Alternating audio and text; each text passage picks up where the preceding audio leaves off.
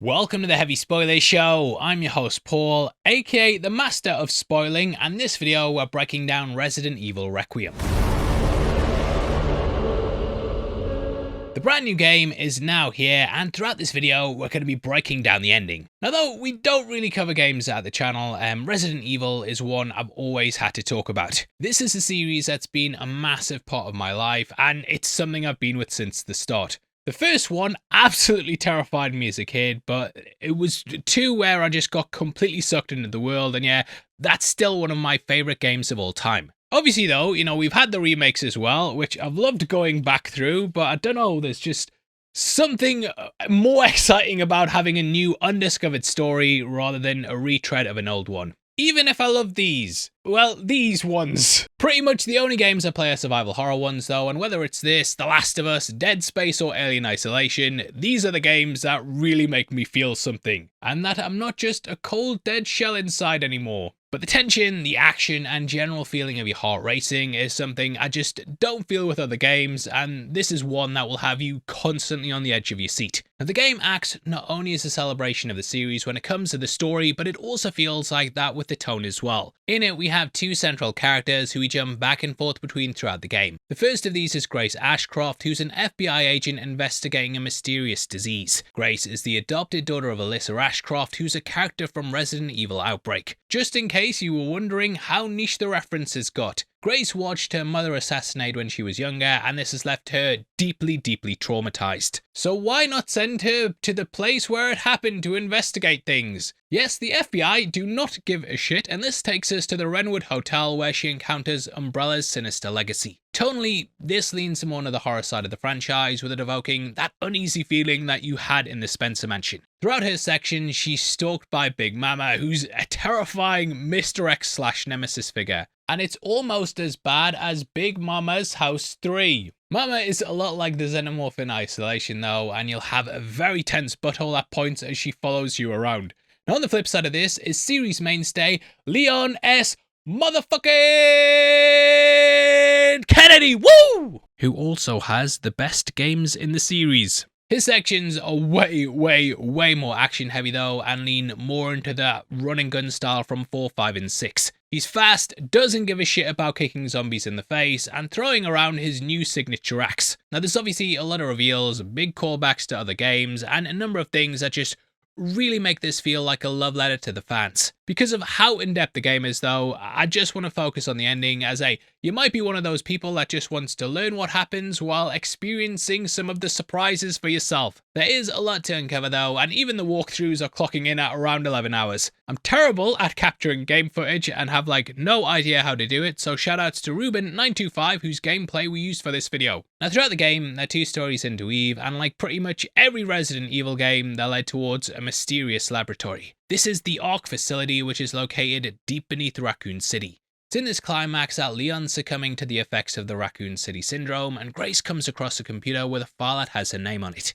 In this, she witnesses a meeting between Spencer and her mother that reveals how she was handed to Alyssa. Now in case you don't know, Spencer's basically responsible for everything that's happened in the series. The long-running CEO of Umbrella has caused all manner of evil, but in this video we see that he wants to do something right for once. Calling Grace his hope, she very much acts as his requiem. He said it! Now this is really important, as like with almost all the games, we get a quote-unquote good ending and also a quote-unquote bad ending, or as I call them, the shit ending. In both though, Grace makes it to Leon, who's dying outside the mainframe room, which is when the pair make it inside. Not only is there the Wesker copy in Xeno, but there's also a computer which can release the mysterious Elpis. Grace then goes to the terminal, which is where she can choose one of two options. The first is to destroy Elpis, which is actually the bad ending. In doing this, the facility starts to fall apart, and Leon chops Xeno to save Grace while sending her away. Leon fights Xeno, only to get the shit kicked out of him and shot in the head, and Grace escapes the facility as it all comes crashing down. So yay, fun! Now luckily, you don't have to play through the whole game again to get back up to this point, and you will eventually get a prompt that asks if you want to reload the autosave before Grace hit the button. Now unless you're mental and you just choose the same thing again, chances are you're gonna choose to release Elpis. It's in this ending that Grace thinks back to what Spencer said about her being his hope, and she decides to enter that as the answer. Leon's shocked, but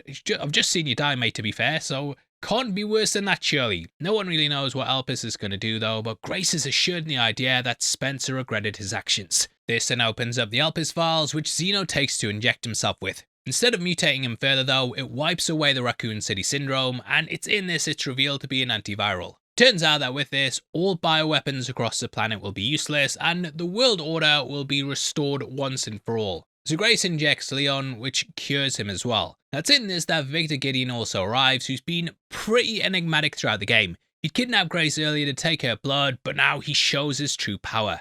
He beheads Zeno, and though the platform collapses like last time, it instead leads to a final battle. With Leon now at full health again, he goes toe-to-toe with the villain. Eventually he forces Gideon over the edge, which is when he comes back looking like Ryan Aries' mum. Leon quickly realizes he's a nemesis, and this is why he's been so relentless throughout. Finally defeating him, he finds Grace, and we see as the facility collapses around them. She's unable to move though, and the pair realize that there's no way out. So they lie down as things come crashing down around them, and both prepare to die in the darkness. Yay! Now the light shoots in and the roof splits overhead, which is when some BSAA soldiers arrive to pull them out the chaos. Here is Umber Eyes, and he says he's got a message from Captain Redfield. Outside, Leon then talks to Sherry and tells her he's got a dose with her name on it, and the pair also talk about Emily. Kinda skipped over all of the stuff with her completely, but she's a little girl, gets a lot of shit. Basically the little girl that they have throughout a lot of these games. Sherry was her in the past. She basically mutated, but Leon says that saving her might still be possible because he didn't shoot her vital organs, and thus she is still alive. He then watches news reports expose the lab in Raccoon City along with the secrets of Umbrella. It reveals that Umbrella controls the government and that they also murdered Alyssa. The president denies any involvement, but it's all been exposed, and we also get information that Emily's been saved as well. That happens in the mid-credits scene of the game, which brings things full circle from the opening. We rejoin Grace at her desk at the FBI and see as her boss comes over to talk to pull her into another meeting. On her desk though, we can see a picture of her mother, and beside this is a picture of her and Grace. This is similar how Alyssa took her when she was a kid. Grace is now acting as a maternal figure for Emily though. It's here that we then cut back to the crater and see two unknown soldiers retrieving a mysterious object. We don't learn exactly what this is, but yeah, you can bet it's Resident Evil 10. No, it's obviously not the end of the franchise, and this is likely going to be a device that sends everything crazy again. As for endings though, this is clearly the one that's meant to be canon, and we close things out on a happier note as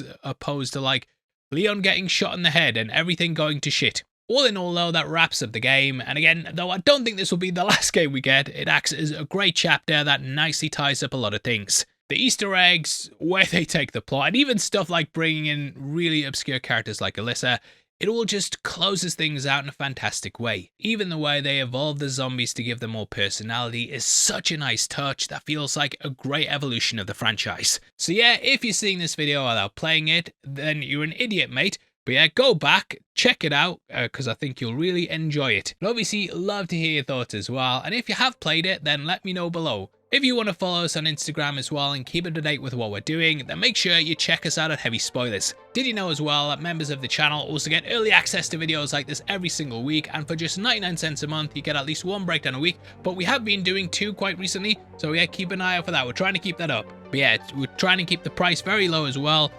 to the point where you might, if you lost 99 cents a month, you wouldn't even notice it, but you will notice the hours of enjoyment that we're providing. If you want to get some merch as well, that's also behind me. We've got lots of stuff on the store below and lots of discounts too. If not though, thank you for watching this video. I've been your host Paul. You've been the best as always, and I'll see you on the next one. Take care. Peace.